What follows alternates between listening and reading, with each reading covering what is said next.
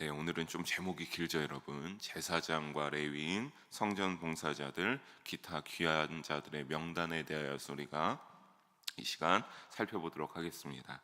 오늘은 사실 에스라 2장 36절에서 여러분 63절까지 봐야 되는데 읽기는 조금 줄여서 읽었지만 오늘 이 새벽에 63절까지 함께 살펴보도록 하겠습니다. 우리가 오늘의 말씀을 보기 전에 그 전에 앞선 내용을 35절까지 우리가 살펴보면서 집안의 계통에 따라서 출신지와 귀환지에 따라서 이렇게 또 귀한 자들을 나누어 살펴봤습니다. 오늘은 거기에 이어서 이제 36절에서 63절까지 살펴보면서 여기도 크게 가만히 보면요, 두 부분으로 나누어 볼 수 있습니다. 36절과 58절까지, 그리고 59절에서 63절까지 나누어 볼 수 있는데요, 36절에서 58절은 앞의 자막처럼 예루살렘 성 재건을 위해 바벨론으로 돌아온 제사장과 레위인, 성전 봉사자들, 솔로몬 신하의 자손들의 명단과 수요가 각 이렇게 잘 몇 명이다 이렇게 나오고 있습니다. 그리고 59절에서 63절까지는 어떻습니까? 그 외에 기타 귀한 자들의 명단에 대하여서 나오고 있습니다. 오늘 우리가 이것을 함께 살펴보면서 여러분 좀 자세하게 보기는 어렵고 여기에서 조금 중요하다 여길 수 있는 것들을 보면서 주님이 주시는 귀한 이 말씀 속의 명단 가운데 있는 영적 교훈들을 이 새벽에 나누어 보고자 합니다. 먼저 우리가 36절과 39절까지를 보게 되면요, 여기는 우리가 보시다시피 귀환한 이 제사장들의 가계별에 따라서 몇 명이 귀환했다라고 나오고 있습니다. 보면은 우리가 초반에 보게 되면 예수와 임멜, 바술, 하림으로 4개의 제사장 가문이 소개되어서 거기에 따라서 이름과 몇 명이 귀환했다라고 일러주고 있습니다. 이들의 총 인원수를 살펴보게 되면요, 우리가 그러니까 이 제사장 인원수 전에 여러분 이스라엘 제1차 귀환의 총 인원수를 살펴보게 되면 64절에 보게 되면 이제 42,360명입니다. 그런데 요 제사장들의 가문 총 인원수를 살펴보게 되면요 4,289명입니다. 그러니까 64절의 총 귀환자 수가 4,360명인데 제사장 가문들의 수가 4,289명, 이렇게 볼 때 10분의 1이 조금 넘는 숫자, 10분의 1 정도 되는 숫자가 어떠한 겁니까? 제사장 가문의 숫자가 된다는 사실을 우리가 이 숫자로 비교해 볼 때 알 수가 있습니다. 여러분, 그런데 우리가 이 10분의 1을 들으면 늘 정겹게 여러분들이 생각나는 것이 있죠. 어떤 것입니까? 여러분의 소득의 11조를 하나님께 올려드린다라고 하는 것들을 우리가 떠올리게 되죠. 그러니까 어떤 겁니까? 이 제사장들 참 귀한 직분인데 10분의 1 정도가 이제 하나님 앞에 제1차 포로기한이 되어서 돌아온다. 그 11절을 떠오를 때 이스라엘 공동체는 어떠한 국가적인 것보다 어떤 겁니까? 결국에는 하나님 나라로서의 교회의 모양을 암시하고 있는 신앙 공동체가 더욱더 가깝다라고 하는 것을 여기서 우리가 헤아려 보고 알 수가 있겠습니다. 여러분, 그런데 우리가 아까 말씀드렸다시피 이제 예수와 임멜, 바술, 하림으로 이렇게 4개의 제사장 가문이 여기에 보면 39절까지 있는데, 제가 여기에서 조금 주의 깊게 살펴보고자 하는 것은 바로 38절의 바술 가문입니다. 제사장 가문 제1차 포로기한의 4가문 중에 이 38절 바술 가문 1247명의 가문이었습니다. 이 사람을 왜 주목하고자 하냐면 이 바술이라는 사람이 어떤 사람이었냐면 저와 예레미야를 보실 때 봤던 과거 20장의 1절에서 3절을 보게 될 때 나오는 사람인데, 거기에 보면 이 바술이 어떤 사람으로 나오는가? 하나님의 말씀을 대언하고 열심히 혼자 그렇게 살아갔던 예레미야 선지자를 때리고 일종의 감옥이라고 할 수 있는 구덩이에 가두었던 사람이 바로 이 바술 제사장입니다. 하나님의 종을 괴롭히고 때리고 했던 이 사람이 바로 바술입니다. 그래서 당시 여러분 예레미야 우리가 볼 때 예레미야가 이 바술 향하여서 바벨론에 끌려가 너는 죽게 될 것이라고 예언합니다. 아마 그렇게 되었겠죠. 하나님의 사람인 예레미야가 그렇게 말했으니까 아마 그렇게 됐을 겁니다. 그런데 그럼에도 불구하고 지금 어떤 대열에 합류하고 있습니까? 예레미야를 괴롭히고 했던 이 가문의 사람들이, 자손들이 제사장의 가문의 제1차 포로기한에 당당하게 성경 속에 이름을 올리고 있다라고 하는 사실입니다. 그의 자손들이. 여러분, 우리가 이것을 보면서 조금은 어떤 것을 유추해 볼 수 있을까요? 바술은 영적으로 너무나 무지하여서 하나님의 말씀을 대언했던 예레미야 선지자를 때리고 괴롭히고 구덩이에 갇히고 하는 이러한 패역한 몹쓸 짓을 저질렀지만 그들의 자손은 어떻습니까? 제1차 포로기 안에 당당하게 제사장의 가문으로서 이름을 올리고 있는 것을 우리가 보고 있기 때문입니다. 결국 이것을 보면서 여러분, 하나님께서는 어떤 것을 알 수 있습니까? 아비가 되는 바술의 그러한 신앙과 믿음과 그 자손들을 보는 신앙은 다르다고 하는 것을 알 수 있습니다. 여러분, 그러니까 조금은 냉정하게 보실 필요가 있습니다. 아무리 내가 믿음이 좋아서 여러분이 조금은 우리가 이것은 뒤바뀌어서 보면 부모가 믿음이 좋고 하지만 자손이 그의 믿음을 따라가지 못한다. 하나님은 철저히 그 믿음에 따라서 분간하시고 헤아리고 있다라고 하는 사실입니다. 바술은 형편없는 믿음이었고 하나님의 사람을 괴롭히는 사람이어서 결국에는 바벨론에 끌려가 포로로서 비참한 죽음을 맞이했지만 그의 자손들은 어떻습니까? 하나님의 인도하심 가운데 믿음이 인정되고 하나님이 긍휼을 베푸사 다시 회복시키셔서 오늘 이렇게 말씀 가운데 바술의 가문 제사장으로서 다시 회복되어서 이름을 올리고 제1차 포로기 안에 그렇게 열심으로 제사장의 가문으로 봉사하는 것을 우리가 보고 있기 때문에 그렇습니다. 사랑하는 성도 여러분, 여러분의 믿음도 그러하기를 권면합니다. 또 여러분의 가정 가운데 여러분의 믿음으로 그치는 것이 아니라 여러분의 사랑하는 손주들과 사랑하는 자녀들로 하나님이 귀하게 여기는 믿음의 자녀들이 되기를 주님의 이름으로 축복합니다. 그래서 우리가 어떻게 하겠습니까? 우리가 이러한 믿음으로, 나의 자녀가 그러한 믿음으로 오직 예수님의 보혈로 용서함 받아 하나님의 자녀요 백성이 되는 우리 모두가 되기를 주님의 이름으로 간절히 축복하며 소망합니다. 다음으로 이어볼 등장하는 자들은 40절과 42절에 등장하고 있죠. 우리 딱 40절에 보면 알 수 있죠. 어떤 사람입니까? 레위인들입니다. 레위 사람들. 레위 사람은 우리가 잘 알고 있는 것처럼 여러분 어떤 사람이었습니까? 12지파에 속하지 못하고 회막을 위하여서 하나님의 일을 위하여서 선택된 지파. 그래서 이스라엘 대표여 하나님께 바쳐진 지파가 바로 어떤 자들입니까? 이 레위 지파입니다. 이 레위 지파의 레위 사람에 대해서 알려주고 있는데 총 3종류의 레위 사람이 귀환하고 있습니다. 40절에 보면 일단 그냥 이 호다위야 자손, 예수아와 감마엘 자손 74명이다. 이 사람들은 그냥 일반적인 레위 자손입니다. 일반적인 레위 자손의 직책은 무엇냐? 바로 제사장을 보좌하는 역할을 감당하는 사람들이었습니다.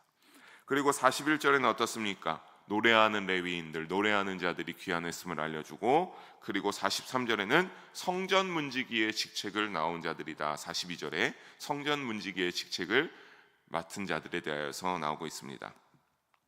여러분, 그런데 우리가 이 숫자들을 가만히 보십시오. 그러면 어떠합니까? 다 합하면요 341명밖에 되지 않습니다. 그런데 앞서 우리 제사장은 몇 명이었습니까? 대략 4,300명 정도 되었죠. 가만히 보면 제사장보다 이 레위인의 숫자가 턱없이 부족합니다.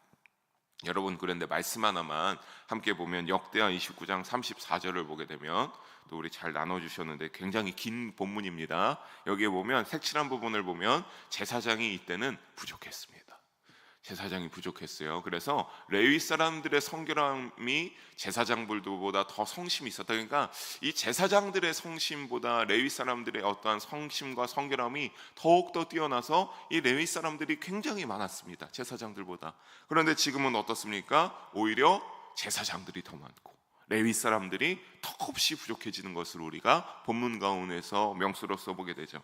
여러분, 왜 이러겠습니까? 분명히 역대하의 이 시대 때는 제사장들보다 레위인의 사람들이 많았고, 그래서 여러분 성전의 일들을 수월하게 할 수 있었습니다. 왜냐하면 제사장들의 숫자가 적어도 그 제사장들을 열심히 보좌하는 자들이 레위인들이었으니까 이 성전의 일을 감당하고 돌아가는데 전혀 지체함이 없었죠. 여러분, 레위인들은 어떠한 일보다도 성전 회막의 모든 일들을 다 감당하고 기구들을 관리하고 그렇게 했습니다. 그러니까 우리가 생각해 보십시오. 만약에 제사장들은 이렇게 넘쳐나는데 레위인들의 숫자가 부족하다, 회막에서 성막에서의 일들을 어떻게 했습니까? 다 하기에 어려움이 있겠죠. 이렇게 재물을 잡는 거나 여러 가지를 하는데 어려움이 있습니다. 그렇다면 왜 우리가 이렇게 그들이 했을까? 그건 바로 방금 본 역대하 29장 34절처럼 누가 더 성심이 떨어졌다. 어떻게 보면 좀 열심이라고 할 수도 있겠는데요. 이 열심이 누가 더 떨어졌다? 아마도 레위인들이 거기에 살아가면서 이런 것들이 조금 떨어져서 이제 레위인의 어떠한 삶을 포기하고 그냥 레위인의 직책을 벗어나 그냥 평범한 삶으로 돌아간 삶이 많지 않았나, 그렇게 생각해 보는 것을 우리가 헤아려 볼 수 있겠습니다. 사랑하는 성도 여러분, 레위인들을 보면요, 성전을 관리하고 성막을 관리하며 모든 굳은 일을 감당했습니다. 그런데 오늘 교회를 봅시다. 오늘 교회도 여러분, 이 굳은 일을 하는 사람 많지 않죠. 너무나 힘들기 때문입니다. 그렇죠? 참 힘든 일들 성전에서도, 오늘날 우리 교회에서도 많지 않습니다. 그렇다면 여러분, 저는 여러분에게 부탁드립니다. 권면합니다. 교회를 위해서 정말 이름과 빚도 없이 헌신하고 수고하는 분들 많이 있는 것 아시죠? 그런 분들 위해서 여러분 늘 사랑하는 마음으로, 감사하는 마음으로 그들을 애정하며 대하여 주시기를 주님의 이름으로 부탁드리겠습니다. 그리고 오늘날 우리가 살아가는 이 시대가 주님의 성전을 위하여 굳은 일을 할 수 있는 저를 포함한 여러 가지 성직자들이나 그런 사람들이 끊임없이 잘 나올 수 있도록 한 마음으로 중보해 주시기를 또한 주님의 이름으로 부탁드리겠습니다.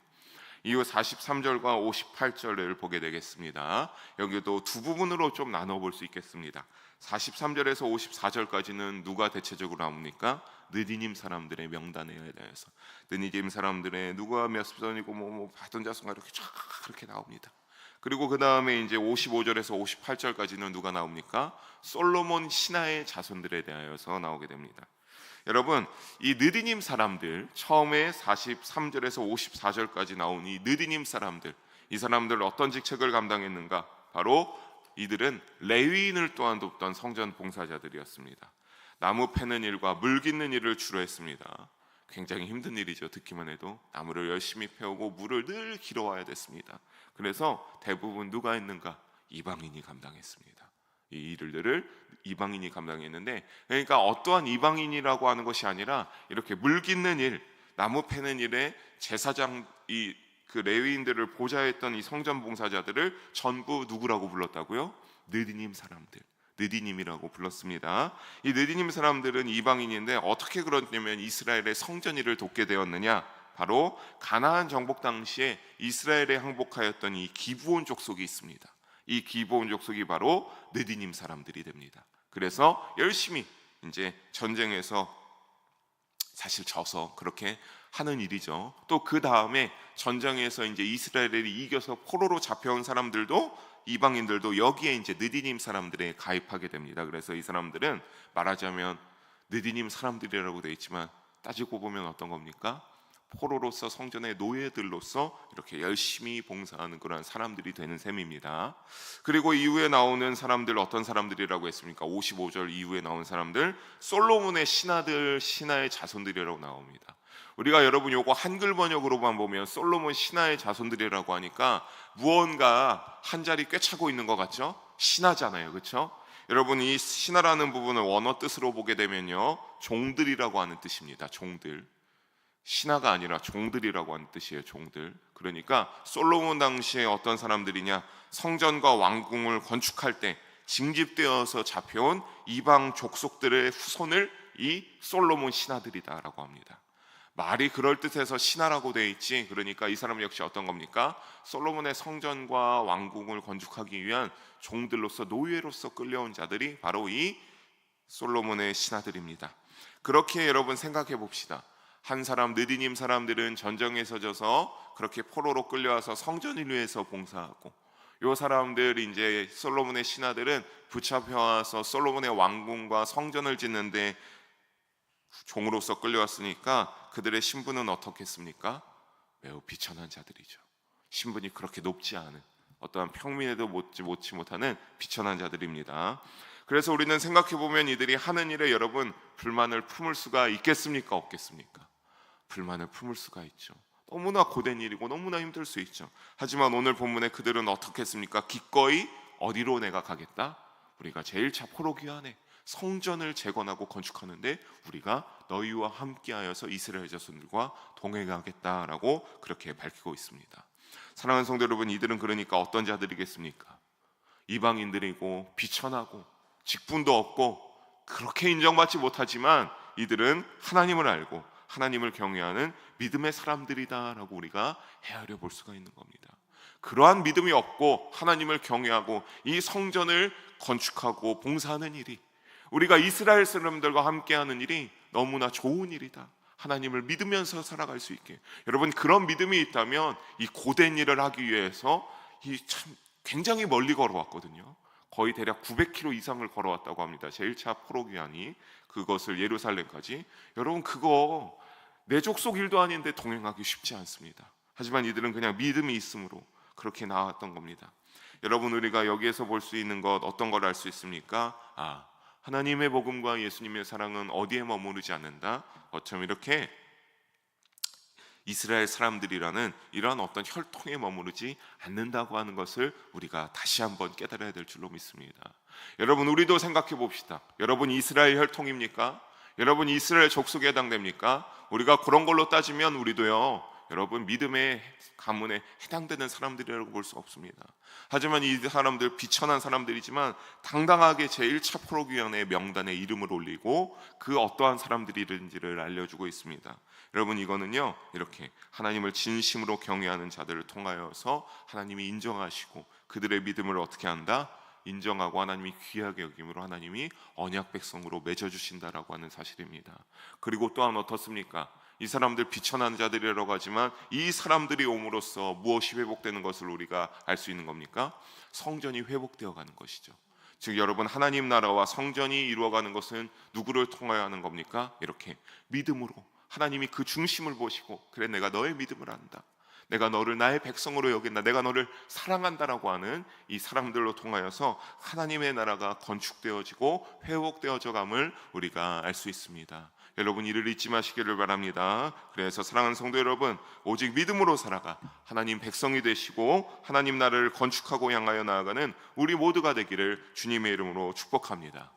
마지막은 59절에서 63절까지입니다. 우리 59절에서 63절까지는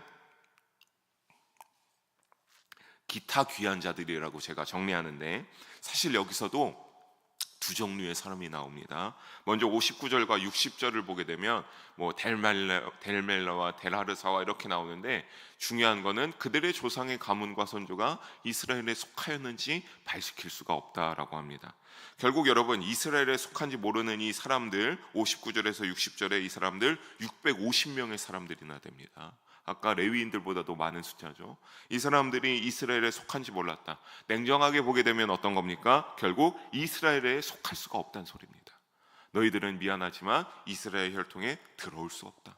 그러나 여러분 이는 언약 백성의 이스라엘이 어떠한 순결을 유지하려는 것뿐이지 이들을 배척하고 그래서 너는 아니야, 너는 무시한다, 이런 건 아닙니다. 그냥 이스라엘의 어떠한 전통과 순결을 유지하기 위해서 우리가 너희의 이 이름들을 가문에서 알 수가 없다, 우리가 너희의 가문들을 인정하고 우리가 들어본 적이 없어서 미안하지만 이스라엘 혈통에는 끼워줄 수가 없다. 하지만 그래도 이들도 어떻습니까? 이제 제1차 기한에 성전을 재건하기 위해서 이스라엘에 속하였는지 밝힐 수 없으나 기꺼이 동참했다. 그러니까 우리가 어떤 겁니까? 이들 역시 아까 느디민 사람들, 솔로몬 신하의 사람들과 같이 자손들처럼 그렇게 믿음을 다하여서 하나님의 일에 기꺼이 동참하고 여기까지 사모하는 마음이 있었기에 이들 역시 속하지는 못하지만 어떤 겁니까? 이들의 믿음은 마땅히 칭찬받을 만한 사람들이다 라고 하는 것을 아시면 되겠습니다. 자, 그런데 61절과 63절 마지막 내용은 조금 다릅니다. 여기에 보게 되면 제사장이 등장하죠. 제사장, 우리가 앞서 제사장을 봤는데 또 다른 제사장이 등장합니다. 근데 이 제사장들은 어떠한 것이냐? 바로 이 62절로 보게 되면 소속이 분명하지 않은 제사장들이다. 그러니까 여러분 이 계보라고 나오죠. 계보, 제사장의 계보. 이스라엘은요 이 제사장의 계보 굉장히 철저하게 관리했습니다. 쉽게 말해서 뭐냐면 제사장의 족보입니다.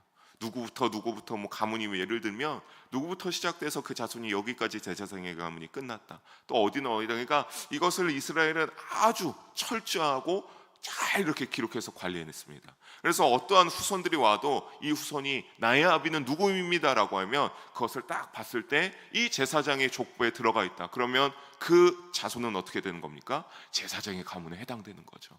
굉장히 철저하고 투명하게 관리했습니다. 그런데 이 사람들은 어떤 겁니까? 61절에 등장한 이 사람들은 소속이 분명하지 않은 제사장들입니다. 아무리 족보에 찾아봐도 이들의 이름은 등장하지 않는데 이들은 뭐라고 말합니까? 난 제사장 가문이다 라고 말한 겁니다.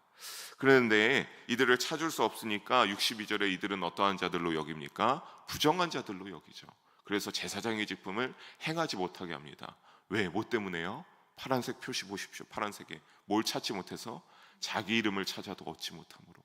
아무리 족보를 봐도 이 자손들의 이 가문의 이름이 없은 겁니다. 그래서 제사장이 될 수 없다. 즉 여러분, 이거는 제사장의 직분을 이들이 귀히 여기지 않고 그 이름을 제대로 기억하지 못한다라고 하고 있다는 소리가 되겠습니다. 즉 제사장의 직분을 귀히 여기고 까먹은 거죠. 잊어버린 겁니다. 그렇기에 어떤 자로? 부정한 자로 여겨 제사장의 직분을 주지 않았고, 64절의 방백이 어떻게 합니까? 여기서 64절의 방백은요, 당시에 이제 이끌었던 스룹바벨입니다. 이 스룹바벨이 이들에게 명령해서 우림과 둠밈을 가진 제사장, 이 우림과 둠밈은 탁 여기에 이제 표시돼서 대제사장만 이 우림과 둠밈을 탁 옷에 달아서 입고 있었는데, 이 제사장이 일어나서 판단하기 전에는 지성물을 먹이지 말라. 지성물은 제사장만 먹을 수 있었습니다. 여러분, 이것을 먹지 말라라고 그렇게 정리합니다. 그래서 어떤 겁니까? 사실 이들은 조금 소속이 밝혀지지 않아서 그렇긴 하지만 그래도 한 번에 내치지 않고 이 우림과 둠밈을 가진 제사장의 가장 높은 사람이 판단할 수 있도록 배려해 주는 것도 좋은 거나, 여러분 우리가 가만히 생각해 보면 이들은 결국에는 어떤 겁니까? 귀하디 귀한 제사장의 그 직분과 족보가 기록되어져 있다는 점에 우리가 좀 초점을 맞출 필요가 있습니다. 사랑하는 성도 여러분, 그래서 결국에는 제사장을 가문에 들지도 못하고 지성물도 먹지 못하게 했기 때문입니다. 우리도 이와 같이 될 수 있습니다. 우리는 근데 조금 결을 달리하죠. 우리의 이름은 어디에 기록되어 있을 수 없습니까? 까먹을 수 있습니까? 바로 하나님의 생명책이죠. 여러분, 저는 여러분의 직분과 여러분의 이름이 열심히 믿음으로 살아갔던 자들로서 당연히 하나님의 생명책에 기록되기를 주님의 이름으로 축복합니다. 그리고 여러분의 이름이 하나님의 생명책에 이와 같이 기록되어져 있는 줄로 믿습니다. 그래서 우리가 그것을 가지고 하나님 나라에 갈 때 어떻게 하겠습니까? 예수님의 인도함을 받고 우리가 하나님 나라로 들어갈 수 있죠. 하지만 만약에 우리가 믿음을 소홀해서 까먹게 되거나 생명책에서 지워진다라고 하면 어떻게 되겠습니까? 우리 역시 부정한 자로 여겨질 수도 있죠. 제사장의 가문으로서 마땅히 살아왔으나 그것이 잘 이어지지 못했다, 믿음이 전달되지 못했다, 우리 역시 하나님의 생명책에 기록되어지 못해 부정한 자로 여겨질 수 있는 겁니다. 사랑하는 성도 여러분, 그러면 하나님의 나라에 하나님의 백성으로 들어가지 못하는 결과가 초래할 수 있습니다. 구원의 소망을 늘 품고 살아가시죠. 여러분, 그렇다면 그 소망을 품고 여러분 변질되지 않는 온전한 믿음으로 살아가는 것, 중요한 것을 잊지 마시기 바랍니다. 그것이 바로 하나님 나라에 들어갈 수 있는 자격으로 하나님의 생명책에 여러분의 이름이 지워지지 않고 기록되어 있다가 또 여러분이 그 믿음을 잘 내 후손들에게 이어졌을 때 여러분의 후손들도 하나님의 생명책에 이름이 기록될 수 있는 영광이 있기 때문에 그러합니다. 사랑하는 성도 여러분, 하나님 나라의 신분을 지켜 그 하나님이 가지고 계신 생명책에 우리가 지워지지 말아야 될 줄로 믿습니다. 여러분, 그러기 위해서 늘 어제 저녁에도 말씀드렸지만 어떻게 되겠습니까? 하나님의 말씀을 잘 새기시고 그 말씀에 있는 하나님의 진리와 영적 교훈을 깨달아서 여러분 이 땅 가운데 이 사회를 바라보며 하나님의 정의와 하나님의 사상이 무엇인지 깨달아가며 온전한 믿음으로 살아가시기를 바랍니다. 그래서 생명책에 기록되어 있는 영원한 하나님 나라의 백성이 되어 구원의 축복을 누리는 우리 모두가 한 분도 빠짐없이 되시기를, 그렇게 그것을 위하여 노력하는 믿음의 여정이 되시기를 주님의 이름으로 축복합니다. 기도하시겠습니다. 사랑의 하나님 아버지, 오늘 이 새벽에도 귀한 말씀을 나누게 하심을 감사와 영광을 올려드립니다. 주여, 우리가 늘 믿음으로 살아가게 해주셔서 오늘 우리가 명단을 살펴보는 가운데 우리의 이름도 이렇게 하나님의 생명책의 명단에 기록되는 역사가 있게 하여 주시옵소서. 그 명단에 기록되어 하나님 나라 들어갈 구원의 축복을 누리는 때를 바라보며 우리가 온전한 믿음으로 살아가게 해주시고 변질되지 않을 수 있도록 주여 우리의 마음과 우리의 믿음과 우리의 심령을 인도 역사하여 주시옵소서. 감사드리며 사랑이 많으신 우리 주 예수님의 이름으로 기도드립니다. 아멘.